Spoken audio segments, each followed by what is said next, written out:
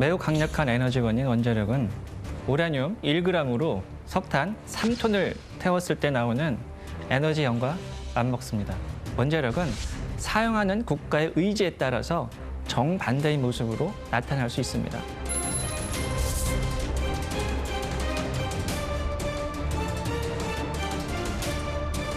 핵 확산에 대한 우려를 반드시 잠재워야 합니다. 핵 비확산 의무를 철저히 준수하고 강화해 나갈 필요가 있습니다.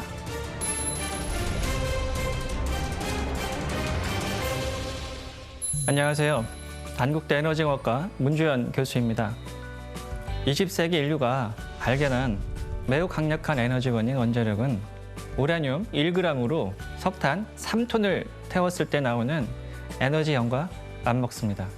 하지만 이 고효율 에너지는 양면성을 갖고 있습니다. 강력한 에너지원인 동시에 강력한 무기가 될 수도 있습니다. 그래서 우리가 원자력을 이용할 때 전제되어야 하는 두 가지 조건이 있습니다. 하나는 안전이고 또 다른 하나는 핵 비확산입니다. 만약 원자력을 누구든 군사적으로 이용할 수 있게 된다면 어느 누구도 원자력 이용이 확대되는 걸 원치 않을 겁니다. 핵무기를 보유한 국가가 늘어날수록 핵 전쟁이 일어날 가능성이 커질 테니까요. 우리가 원자력 비중을 늘리자고 이야기하는 건 기후위기 대응 측면에서 청정 에너지를 만들자거나 에너지 안보 측면에서 미래 에너지를 개발하자는 취지이지 핵무기를 확산하자는 것은 아닌 거죠. 그래서 원자력이 평화적이고 안전하게 이용될 수 있다는 일종의 약속과 보장을 국제사회에서 만드는 게 아주 중요할 수밖에 없습니다. 같은 물도 뱀이 먹으면 독이 되고 소가 마시면 우유가 됩니다. 세계를 살릴 수도 인류를 멸망시킬 수도 있는 원자력을 어떻게 하면 평화롭게 오랫동안 사용할 수 있을지 오늘은 그 제도에 관해서 이야기를 해보려고 합니다.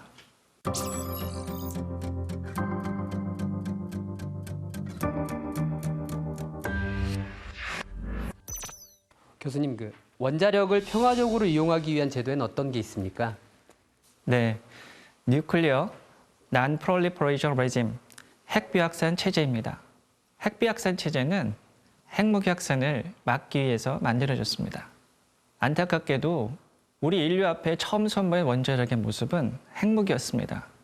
2차 세계대전이 한창이던 1942년에 미국은 핵폭탄 개발 프로젝트인 암호명 맨하튼 프로젝트를 시작했습니다.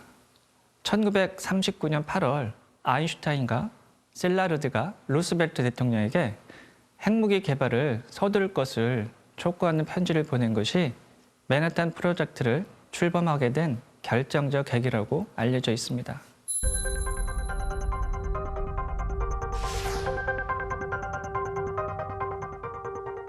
당시 독일 과학자들이 핵분열 실험에 성공했다는 정보를 입수했고 조만간 독일이 핵무기를 개발할 것을 두려워했기 때문입니다.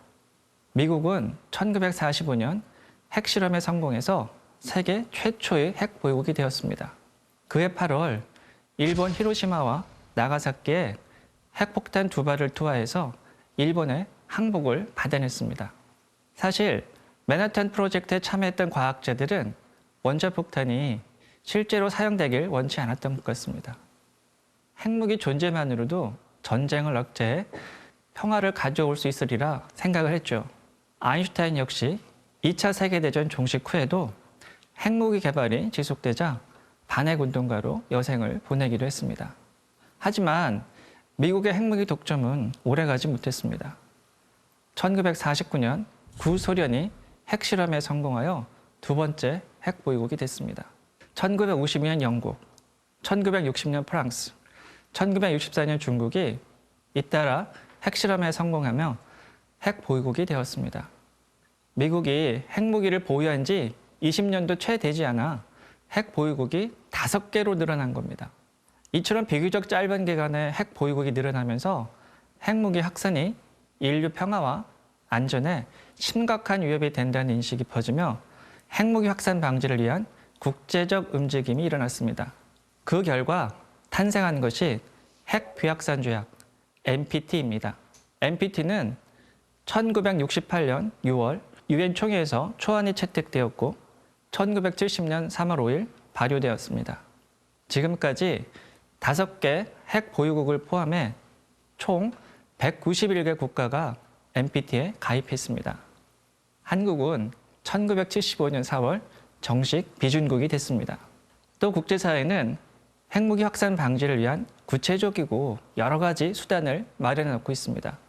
핵 비보유국에게는 안전조치, 수출 통제, 핵 물질에 대한 물리적 방어 등을 시행하여 핵무기 갖는 것을 방지하고 핵 보유국에게는 핵실험 금지, 핵무기용 핵물질 생산 금지 등을 통해 핵무기 성능 개량과 수를 늘리지 못하게 하고 있습니다. 핵 보유국과 비보유국의 의무 조항이 다른 것 같습니다. 네, 맞습니다. NPT는 1967년 1월 1일 이전 핵무기를 보유한 미국, 러시아, 영국, 프랑스, 중국 등 5개 국가만 핵 보유국으로 공식 인정하고 있습니다. NPT는 NPT 당사국을 핵 보유국과 핵 비보유국으로 구분하고 서로 다른 의무를 지우고 있습니다. NPT가 결성할 당시는 원자력이 탄생한 지 20년도 안 돼 5개 나라가 핵 보유국이 됐던 상황입니다. 이런 추세를 통제하지 않으면 핵 보유국이 대체 얼마나 늘어날지 위기감이 고조되는 상황이었습니다. 핵무기가 급격하게 퍼지면 인류가 핵 공포에서 살 수밖에 없을 테니 말이죠. 그래서 우리 5나라 이외 나머지 국가는 앞으로 핵무기를 갖지 못하도록 하자라고 해서 NPT가 만들어진 것입니다. 동시에 5개 핵 보유국끼리는 핵전쟁을 피하기로 합의도 했습니다. 그 결과 NPT가 결성된 지 50년이 넘도록 핵전쟁은 일어나지 않았죠.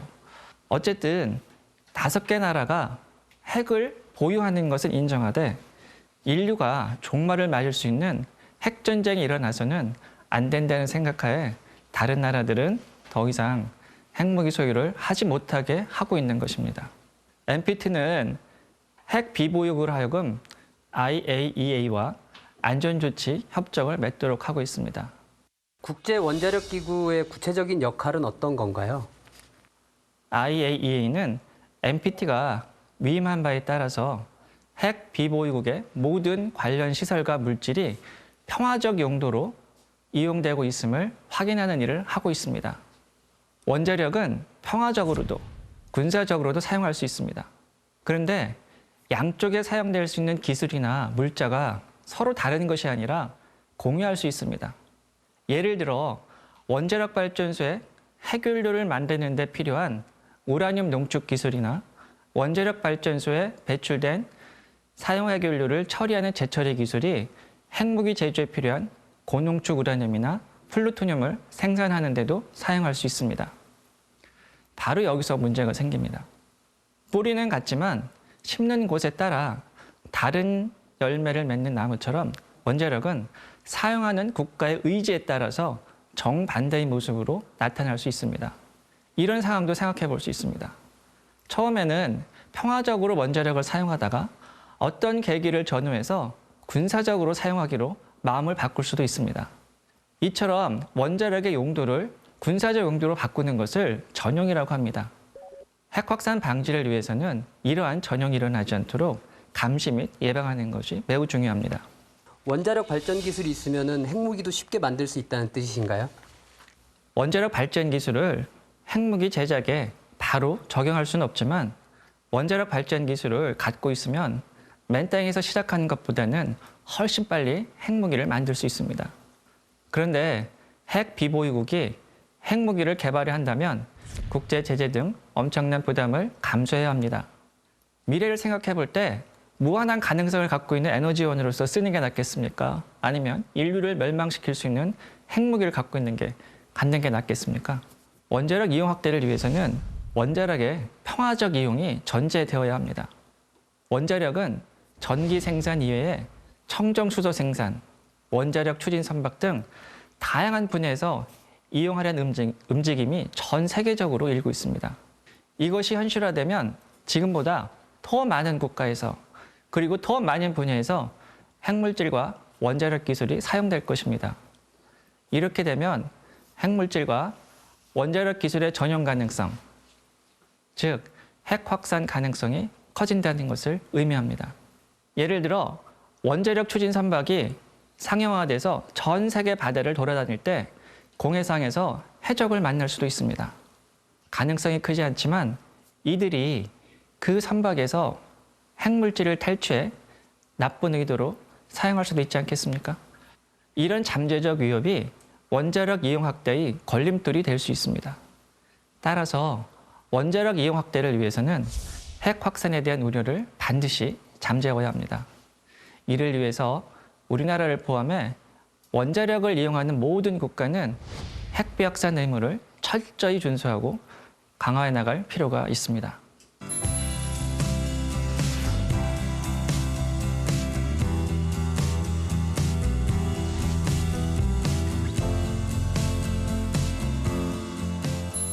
우리나라 같은 핵 비보유국이 IAEA에서 관리받는 부분은 어떤 부분이 있을까요?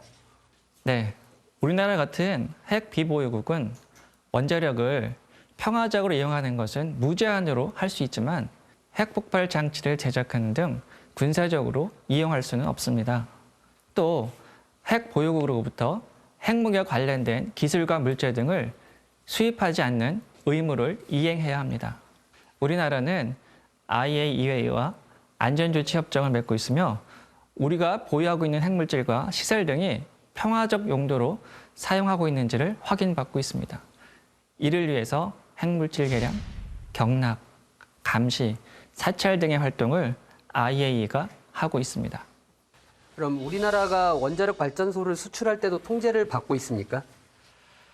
네, 이것은 한국과 미국 사이에 체결된 한미 원자력 협정에 따라서 우리나라도 원전을 수출할 때 미국 정부의 통제를 받고 있습니다. 원전 건설 같은 원자력 사업은 어느 한 국가가 독재적으로 추진하기가 어렵습니다. 국가 간 협력이나 교육을 통해서 추진하는 것이 보편적 추세입니다. 우리나라도 1950년대 미국으로부터 원자력 기술을 도입한 후에 이를 발전시켜서 지금의 원전 기술 강국이 되었습니다.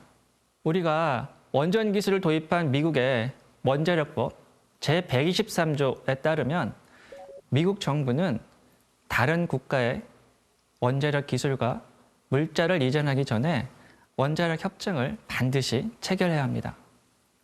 이 중에 하나가 미국이 제공한 원자력 기술 등을 미국 동의 없이 제3국으로 이전하지 않는다는 것입니다. 우리나라는 미국으로부터 연구용 원자로를 도입하기 위해 1956년 2월 3일 미국과 원자력 협정을 맺습니다.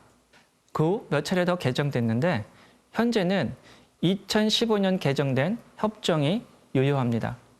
이 한미 원자력 협정에 따르면 우리나라가 미국으로부터 도입한 원전 기술을 국산화해 개발한 원전도 제3국에 수출하기 위해서는 미국의 동의를 받아야 합니다.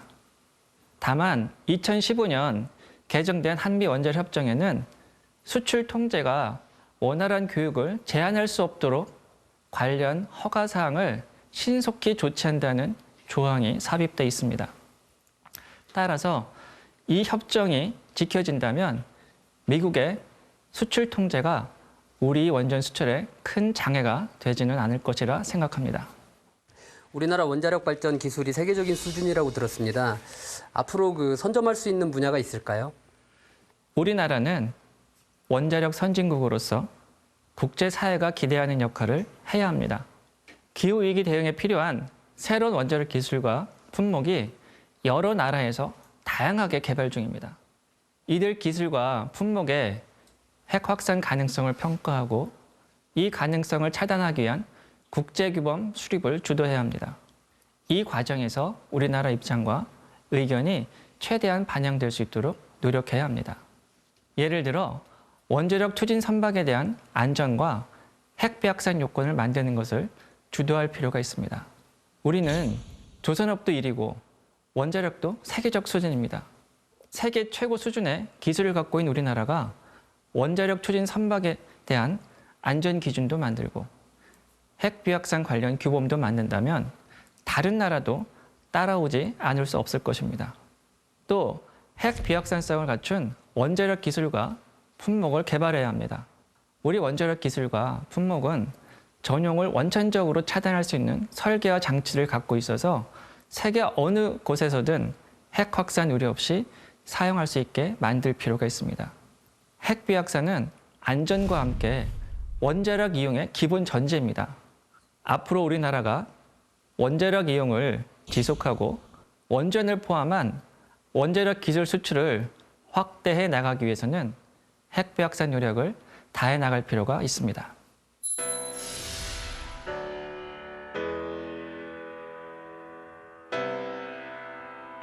더 이상 원자력은 재앙의 도구가 되어서는 안 됩니다. 인류의 앞길을 밝히는 횃불로만 쓰일 수 있도록 국제사회가 힘을 모아야 합니다. 내일은 사용된 핵연료가 가진 또 다른 양면성을 이야기해보는 시간을 갖도록 하겠습니다. 감사합니다. 문주현이었습니다.